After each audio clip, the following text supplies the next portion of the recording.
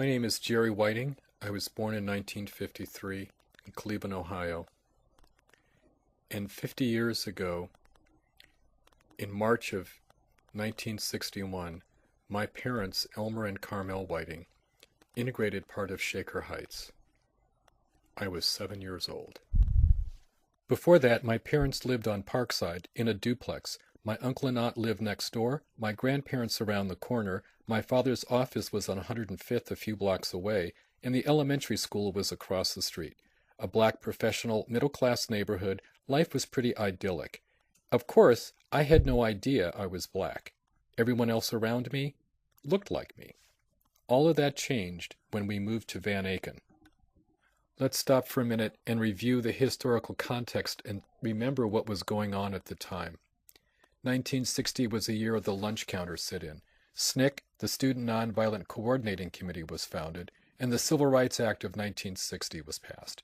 In November of that year, JFK was elected president. And remember, Martin Luther King Jr. was no stranger to jail cells. The first Freedom Ride was May 4th, 1961, the first of many.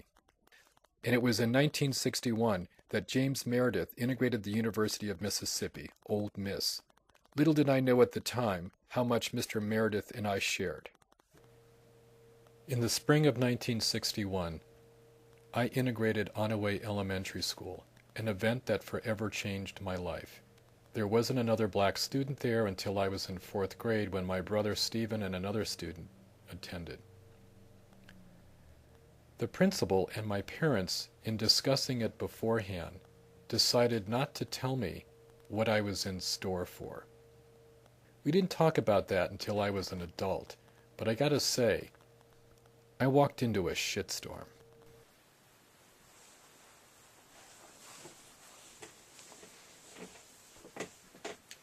A little background material. My parents met attending Howard University in the 40s. My father was a CPA attorney, my mother a school teacher. They both had master's degrees. These were educated professional people. They didn't just move to Shaker Heights, they built a house in Shaker Heights.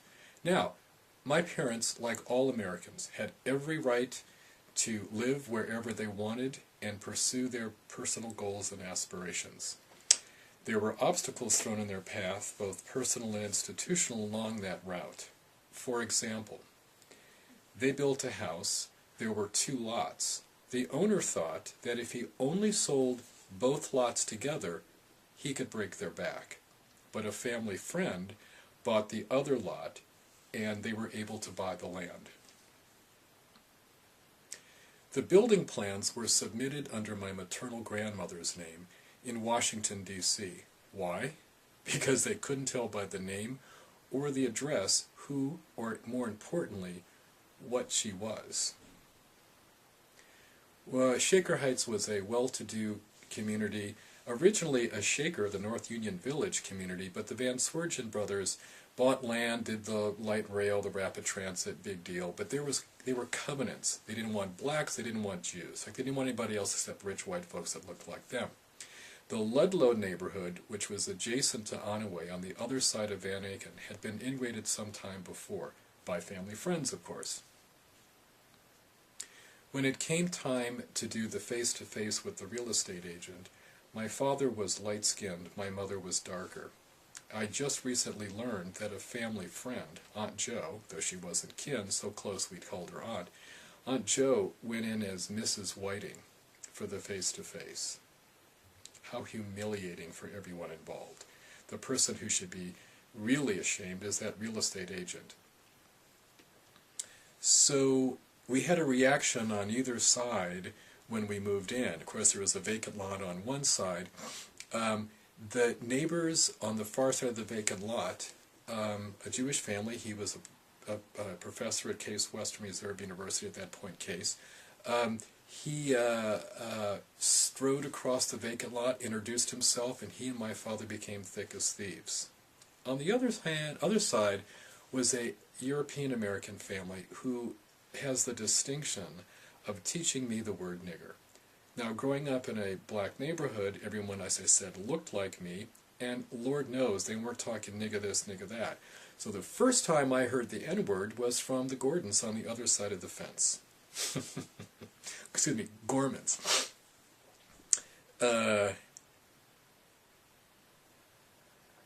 So there were kids in the neighborhood. Mike Arsham, Jim Herman, John Aaron, and I were thick as thieves. Of course, you had 2 Episcopalians and 2 Jews. We didn't give a shit. We were kids, we hung out, that's what we did. But going to Onaway, I was confronted with the differences, not the similarities. There was some ridicule, there was some finger-pointing. For example, probably 2nd grade I joined Cub Scouts like all my other friends. There were 2 den mothers, one being Jim Herman, my best friend's mother, the other one being another family who I won't identify by name, but I remember that we had the meetings in the basement, and the father would sit in the living room glaring at this little Negro who dared to enter his house and play with his kid. You know, I wasn't blind, I wasn't stupid, thank you very much. You know, history was taught differently then, and I don't know if it was the way it was presented or the way I heard it, but for the longest time I thought the Civil War was my fault. Not just freeing the slaves and black people, it was my fault. Because whenever the Civil War or slavery came up, all eyes turned to me.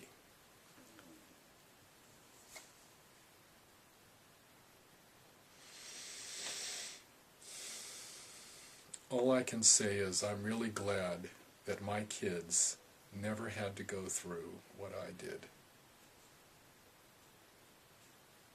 But it made me who I am today. While others have stories, and some have told theirs, about the integration of Shaker Heights, mine is mine alone, unique to me. So the memories I have growing up in Shaker Heights weren't bad by any stretch of the imagination. I had a stable, loving family. My parents were comfortable, they both worked. When I was 15, my maternal grandmother moved in with us. At one point, my father's father was living 3-4 blocks down the street. And Shaker was the kind of place once you moved in, you didn't really move out. So it was a very stable community. It was like the end game. And life was good. There were rough spots. So in 1961, we moved to Shaker Heights. It was the middle of that 1st grade year. Shaker was a cool place. It was really different, you know? I mean, definitely white, rich, upper middle class, and then some. But it's a very stable community. When people moved in, they didn't move out. It was sort of the end game at that capitalist feeding chain. So the people I met in 1st grade, some of them, like Tom Wirtschafter, I still hang with now. There were like 9 elementary schools, 2 junior highs, 1 high school. Pretty cohesive community. Within that community, my parents and my family occupied a unique position. Much the fishbowl, especially given that the house on Van Aken was in a main thoroughfare. 2 lanes each direction, 2 lanes with the light rail to the middle. I mean, this is like the main drag. As a result, my father took great pride in his yard. Now, they bought these lots and built houses from scratch. It's clay. He cut in sand and peat moss and fertilized forever. But the issue was, he wasn't going to be the house on the street that someone could point to and say, look, they move in, property values go down. So to this day, the landscaping looks good. He had 3 sons. He had cheap labor. I also remember an incident where my father was probably, I don't know, 12, 13 years old. And my father found me sitting on the front porch on a summer evening eating watermelon. No. I didn't understand then, But that was obviously not the message, the image that he wanted to project. That was not my family. More like the Huxtables. In our immediate neighborhood, there were 4 kids who definitely hung out. Mike Arsham, Jim Herman, John Aaron, Jerry Whiting. 2 Jews, 2 Episcopalians. You know, we were in and out of each other's houses, eating each other's food, doing sleepovers, Cub Scouts, the whole 9 yards. There was another guy, Tom Wirtschafter, who I'm still tight with today. And you know, I haven't seen Mom for years. But if she walked in the room right now, I would say, Edie, I gotta say, I was in and out of your house. You had 5 kids. You had enough on your hands. But I never, ever felt unwanted, different, alienated, or alone. It was the most loving situation I can imagine. And I still keep in touch with 2 of the brothers to this day. In 1964, my father suffered a heart attack, which was a life-changing event for him. Before that, we had gone from Shaker, commuted to church, back to the hood, the Church of Immaculate Conception. The clergy there reached out to the clergy at the closest Episcopal church to home, St. Paul's, and the ministers, at that point there were 3, did a house call when my father was convalescing at home. In the end, this church, this community, made a real impact, had a real influence on my family. My mother's still an active member. When I go back, even though I'm a practicing Buddhist, I go back and attend services there. My father is an urn there. My mother has a space waiting for her ashes. I sang in the choir. I went to church camp for the diocese. I did Thursday teens, social nights. What else the hell did I do there? The choir. I taught Sunday school for a while. We rang the bells. We ran around. But that community in the 60s was an activist community and was really accepting of my family. Now that's not 100% unanimous. Not everybody was glad to see us there. But one thing I learned going to St. Paul's was that America is as much a class system as it is a race system. So there were private school kids like Jim Herman, one of my homies, and I, and then there were the public schools. Then there were the private school kids, Laurel and HB for girls, University and, how's it go? Laurel and Hathaway Brown, University and Hawken for boys. These kids were different. You know, the school ties, the penny loafers, the Lacoste alligator way before. And that was the distinction. Public school kids, private school kids. It was a money thing. We understood that even in 3rd and 4th grade. There were 2 teachers at Onaway that really influenced me. One, Irving Bennett Miller, was my 4th grade teacher. It was obvious that I was a kid adrift and angry and lost and confused and wrestling with a lot of issues that I didn't understand and were far larger than I, than going in the context of a world that was going through a civil rights and anti-war and, you know, coming out of the 50s kind of thing.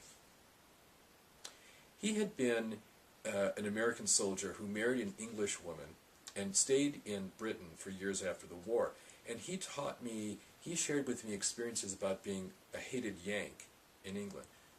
Footnote, I wrote a page about him on my website, or the FAQ page on jetcityorange.com, my personal site, has a picture of him and talking about him, and I use his full name, Irving Bennett Miller, IBM. His stepson Googled his stepfather to learn more about him years later, came across my page, and we exchanged stories about IBM. The other was a French teacher I had, Mr. Wolf. I believe it was in 5th grade, it must have been. So here I am, this angry, confused, fucked up little black kid in this white neighborhood, and there were no other kids in school until 4th grade, remember, one was my brother. And so French, we had like 20 minutes in 4th, 5th, and 6th grades to expose us to, you know, and French has a ring for me in resonance.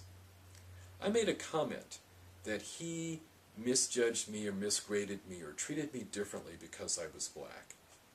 And I was pretty upset. This was a short Jewish man, spoke multiple languages, and he took, and always impeccably dressed, cufflinks and the suit and everything. He took me out in the hall, undid his cufflinks, and rolled up his sleeve, and showed me his concentration camp tattoo. Because of what I've been through, I could never hate someone for who they are. And I didn't know dick about the Holocaust at that point. But I got to tell you, over time, I realized that this was a saint. This was a bodhisattva. This was a person with true empathy for the suffering of others, having known that suffering himself, being in Hitler's camps. So for my 51st birthday, I believe, I got a tattoo in the same location that Mr. Wolf had his that says Om Mani Padme Hum, the Tibetan Buddhist mantra that I use. And it's to you, Mr. Wolf. So I mentioned that at St. Paul's, I learned about class as much as about race. And my parents, who both worked, had housekeepers, both, people who came into the home to take care of the kids. And not only was I upset because Mom wasn't there and I didn't have the stay-at-home housewife mom, I also was aware of the difference in class and background between the domestic help and my family. And of course there was no discussion at the dinner table about class structure and the bourgeoisie, the lumpen. To put this in place, and that came later, for me at least. What I got out of that was that there were people who demographically didn't look like me, were in different categories, but they were my friends. These are people I knew since first grade, people I saw at my 30th reunion in many cases for years, and picked up where we left off. Those people weren't black. So much like taking a bucket and scooping it up out of a creek or a river and letting it settle out, you get rocks, then gravel, then sand, then silt. You end up, even in a cohesive neighborhood like Shaker, self-organizing or discovering your peers, and especially in a stable community where people tended to stay, and so I've known people since first, second grade. I discovered folks that were really tight friends, and some still to this day, who didn't look like me.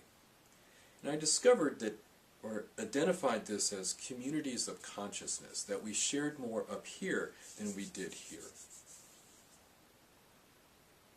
So when I go home to Cleveland, even though I haven't lived there since '74, here it is 2011, there are people there who are either really our family or might as well be.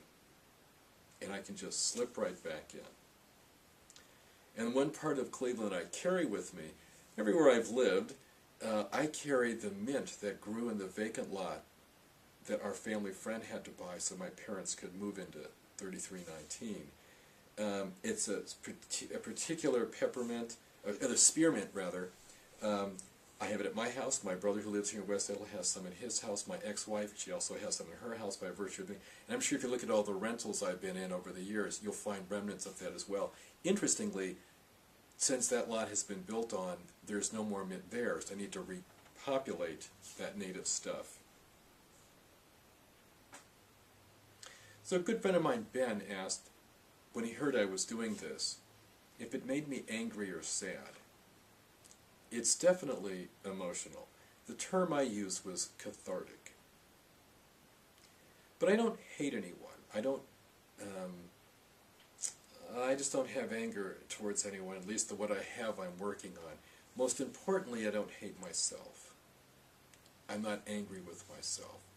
I didn't do shit. But it's hard to sort that out without a roadmap, and when you're little, you don't know how the world fits together, and by the time you figure it out, you've got bruises and scabs and shit going on.